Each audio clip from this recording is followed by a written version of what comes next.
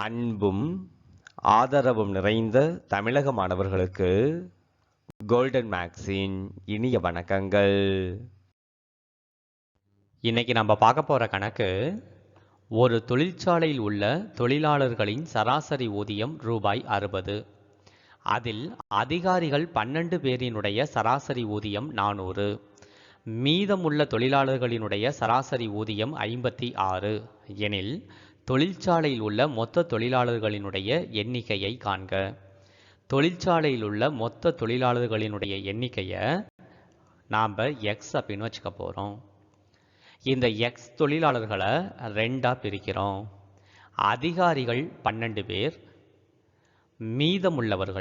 மீதமுள்ளவர்கள்னா எக்ஸிலேருந்து இந்த 12 கழித்து வரக்கூடிய எக்ஸ் மைனஸ் 12 தொழிலாளர்கள் மீதமுள்ளவர்கள்.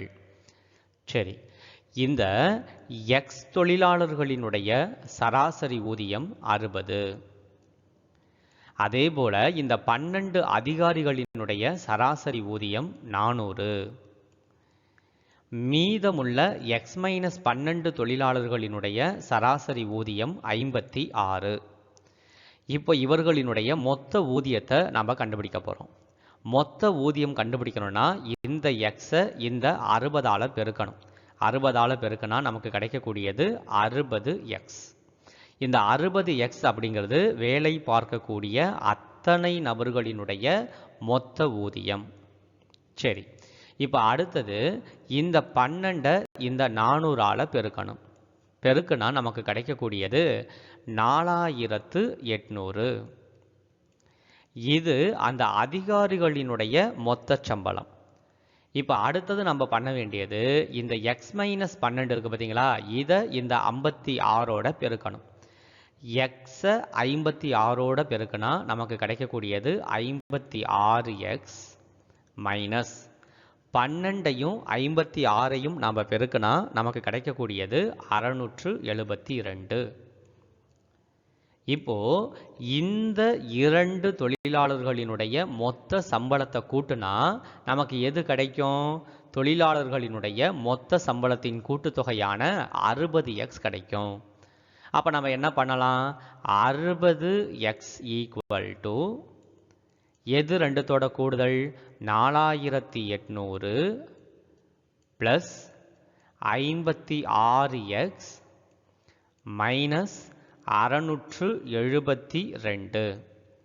இப்போ இங்கே இருக்கக்கூடிய ப்ளஸ் 56x ஈக்குவல்ட்டுக்கு அந்த பக்கம் போணுச்சுன்னா மைனஸ் 56xாக மாறிடும்.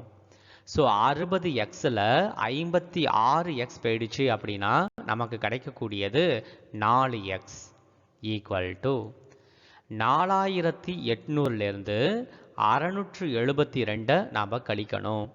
கழிச்சா நமக்கு கிடைக்கக்கூடியது 4128.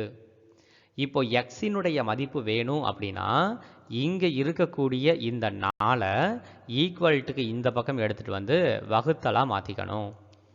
இப்போ 4ஆல் மேலே இருக்கக்கூடிய 4128 நாம் வகுக்கணும். வகுத்தா நமக்கு கிடைக்கிறது 1032. ஸோ இந்த தொழிற்சாலையில் வேலை செய்கின்ற மொத்த தொழிலாளர்களினுடைய எண்ணிக்கை 1032. இதுதான் இந்த கணக்கினுடைய ஆன்சர். இந்த வீடியோ உங்களுக்கு பிடிச்சிருந்துச்சி அப்படின்னா ஒரு லைக் பண்ணுங்க. உங்களுடைய நண்பர்களுக்கும் இந்த வீடியோவை ஷேர் பண்ணுங்க.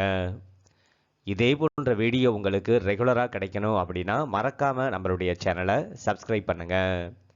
மீண்டும் உங்களை அடுத்த வீடியோவில் சந்திக்கிறேன். அதுவரை நன்றி, வணக்கம்.